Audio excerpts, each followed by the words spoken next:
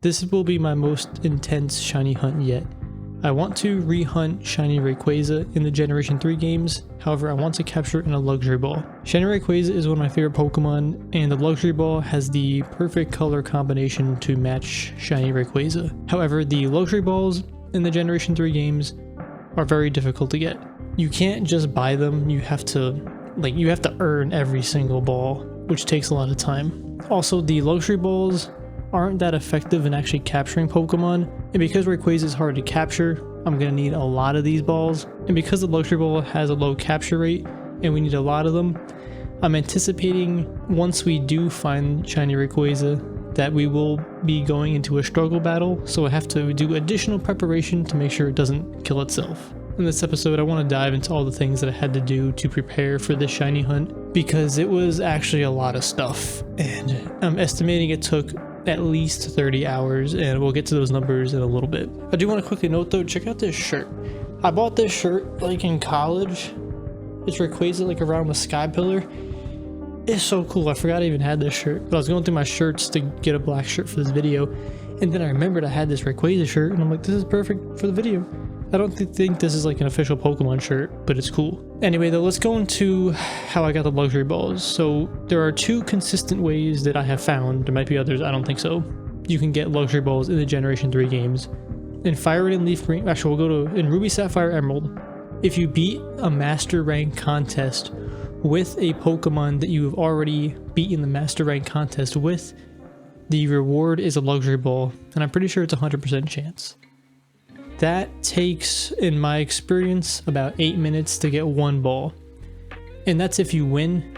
You can do things that increase your chance very high to win, if that makes sense, but it's not always guaranteed. So if you want to be conservative, maybe 10 minutes to get a Luxury Ball in Ruby, Sapphire, Emerald. And that's all, that doesn't include any of the build up to actually get a Pokemon to the Master Rank, and you know, you gotta feed it all Puffins and things like that. That is one way. In Fire and Leaf Green, on the 5th island in the Resort Gorgeous area, there's a trainer, or there's a person in a house where if you show her a Pokemon that she asked for, she will give you a Luxury Ball, a Stardust, Pearl, but 70% of the time you will get a Luxury Ball. I don't want to dive into all the aspects of this because I don't actually know it. I just know that if you have a Pokemon that you've seen or you own at some point in the game, she can ask you for that. So if you don't have that Pokemon in your game, it kind of like locks you in a sense. So there are some things you can do to like save before you ask her what Pokemon she wants to see, and then you could reset it in case you don't have that Pokemon. In my Fire Red and Leaf Green games, I have a living dex of every Pokemon except for like 4 Pokemon. I think it was like Lapras, Umbreon, Kingler, just really random Pokemon which I transferred to my Emerald game to do some breeding and other things like that. But for the most part, I have every single Pokemon, and it's all nice and organized as well. So I did do this method because it's just a lot easier, and I already had all the Pokemon kind of organized, so that, again, sped up the whole process. I was estimating it takes about 2 minutes to do each, I guess, encounter, however you want to call it. Basically, you go to Island 5, you ask her what Pokemon she wants, but I save right before I ask her, or before you enter the building, ask her. So I'm like, okay, I got it. You fly down to the 5 Island, grab the Pokemon from the box, and you surf your way all the way up, and then you go show her, get another one, you go out of the place, and you go back in, rinse and repeat. Takes about 2 minutes. I think like a minute 45 was like a fast one, you know, like you can get it done in a minute 45, but to be a little more conservative, by the time you actually, sometimes you have to pop a repel, sometimes you have trouble finding the Pokemon, sometimes, you know, just things happen. You know, I'm not min-maxing this game every single second. Like, you know, 2 minutes to me was reasonable. So that took about 2 minutes with a 70% chance. And again, we'll get into the numbers in a little bit. I decided to get 300 Luxury Balls. Like, that was my goal.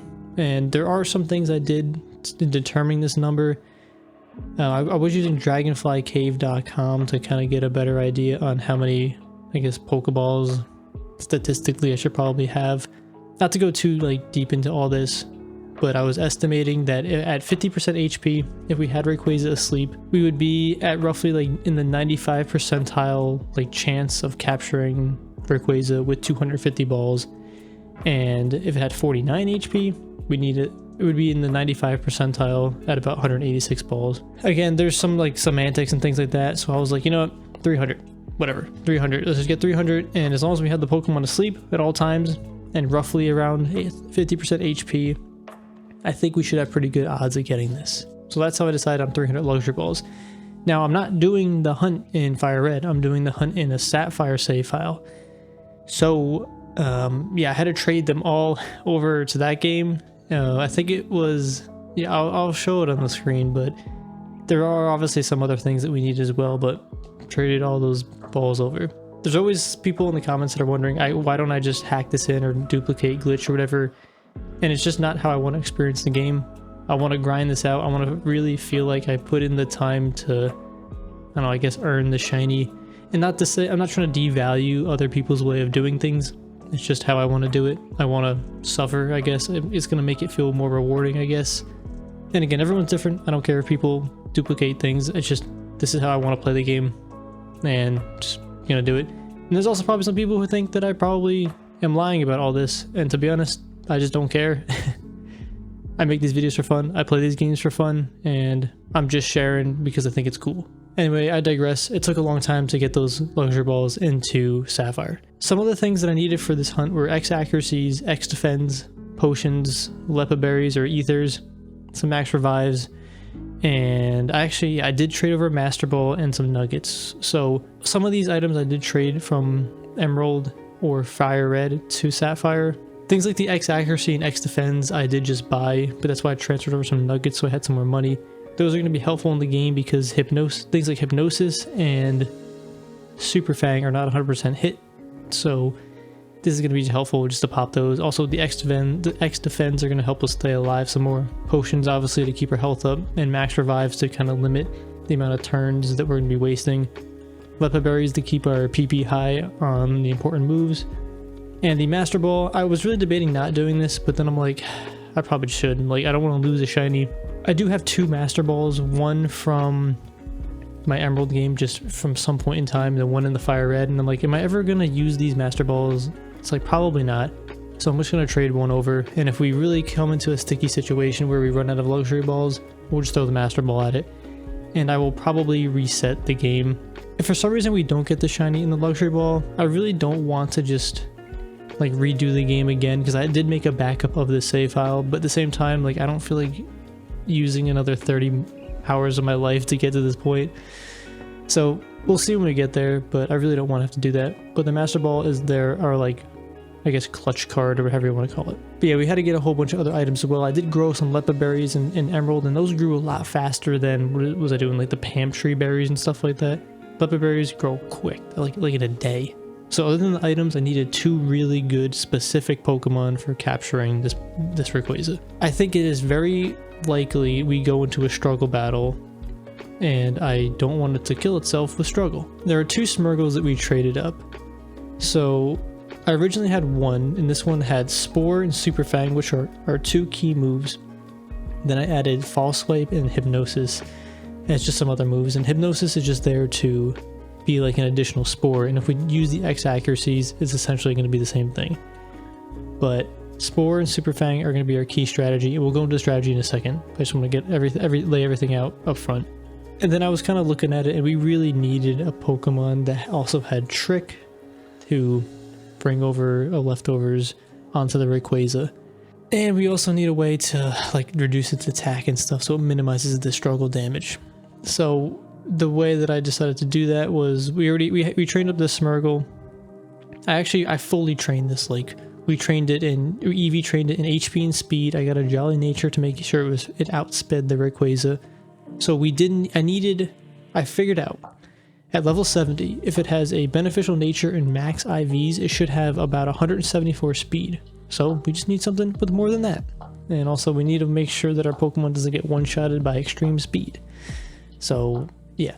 Anyway, I figured we just train it HP and speed, call it a day. I leveled this up to 100, and definitely the speed was a lot faster than we needed on this Smeargle, but probably could have put some points in like defense or special defense.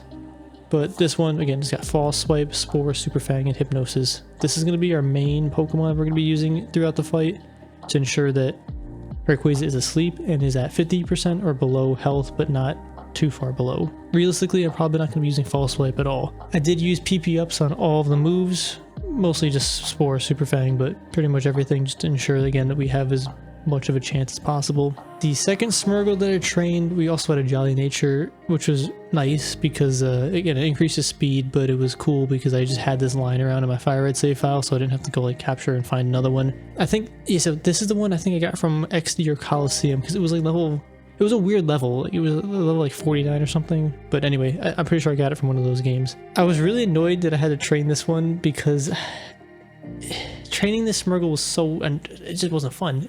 You couldn't even train it because you put these moves, it learned sketch, then you put the moves on it, which was also pretty unique because I never trained a Smeargle before. But I want these certain moves on it, but they don't do damage. You can't defeat Pokemon with these moves.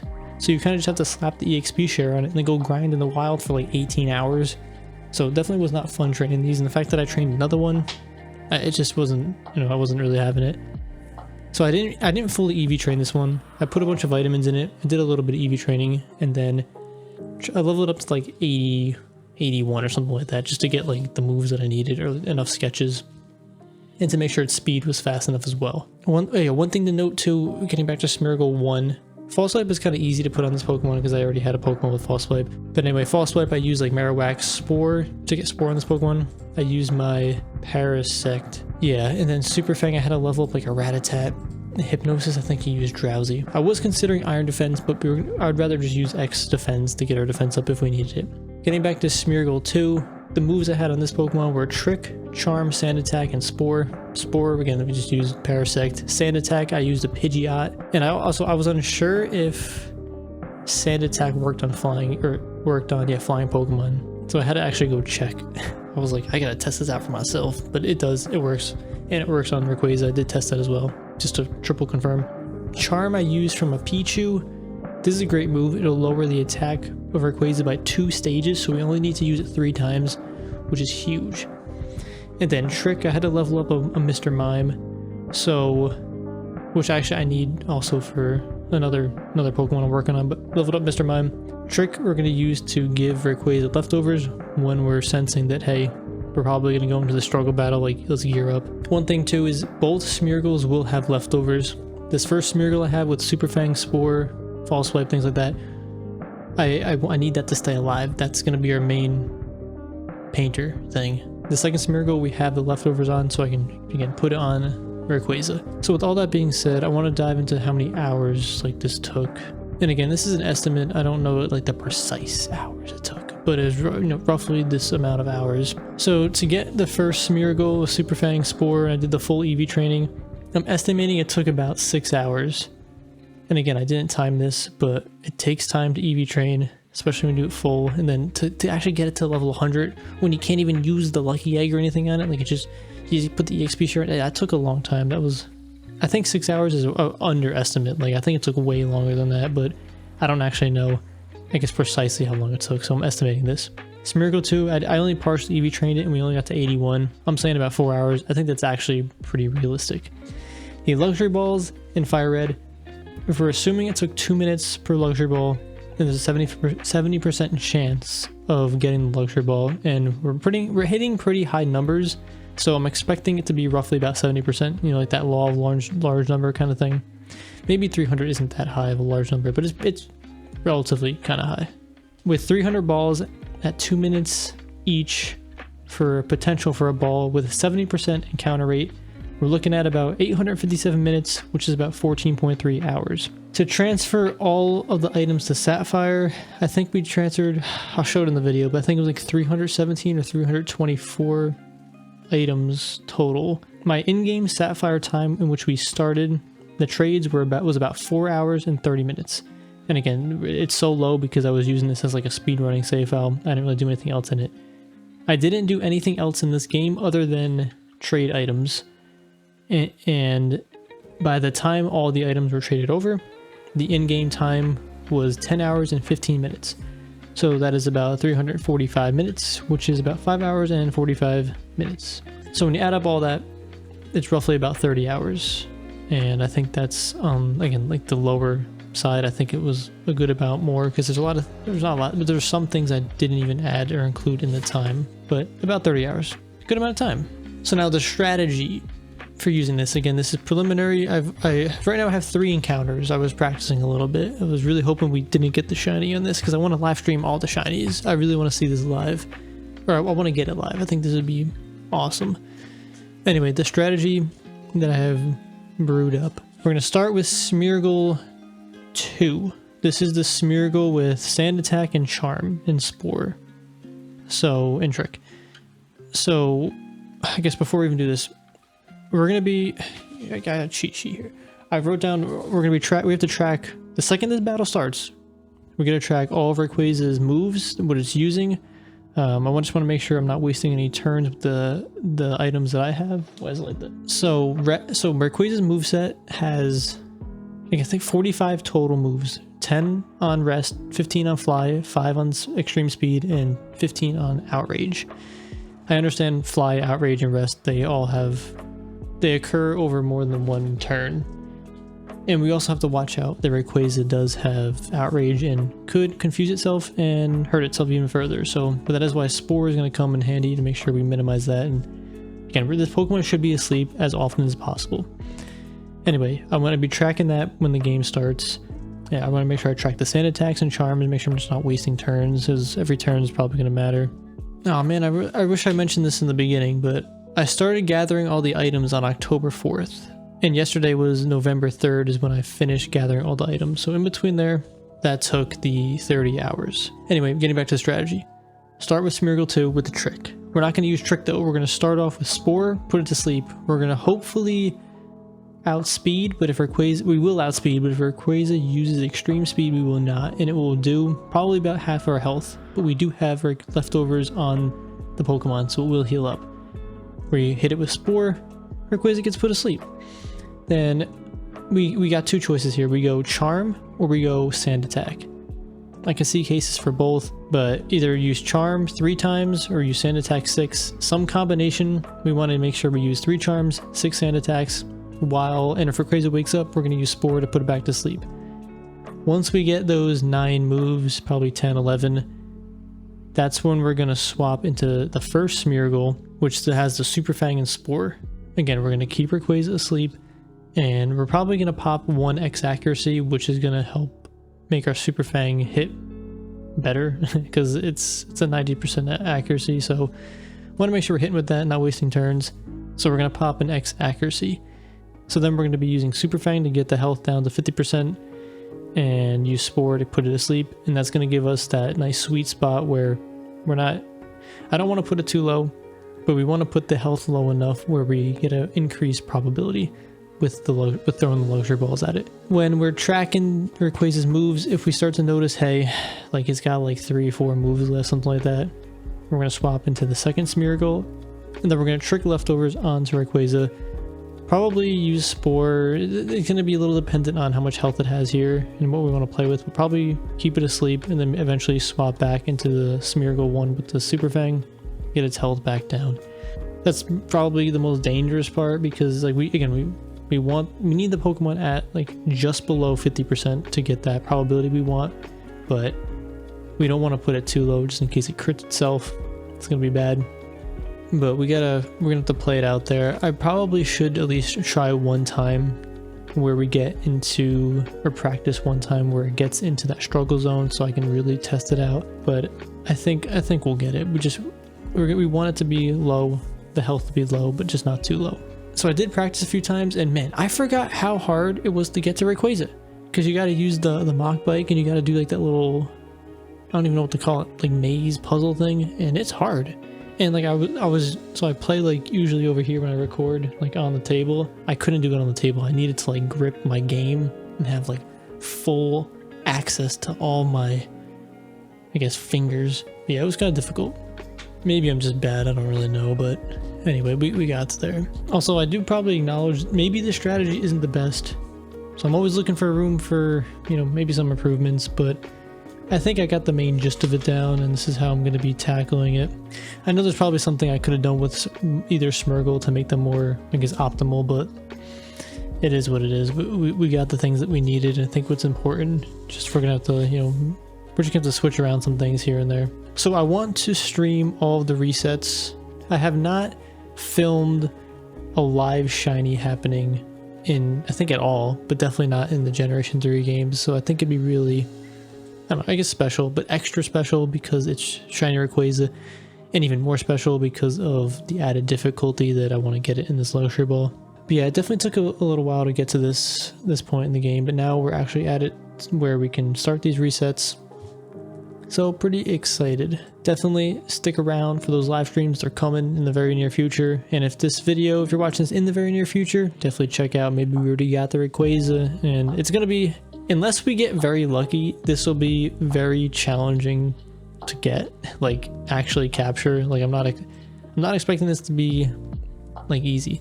Again, shinies are pretty hard to get in this game. Rayquaza is very difficult. It's a powerful Pokemon and it hits really hard. And then now the increased, or I guess decreased percentage of using luxury balls to capture it.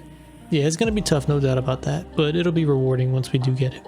Be sure to check out the live streams and definitely be sure to check out this maybe video coming in the future of us actually getting the Pokemon. It's gonna be exciting. Anyway though, check out some of the videos on the channel and stay tuned for this exciting hunt.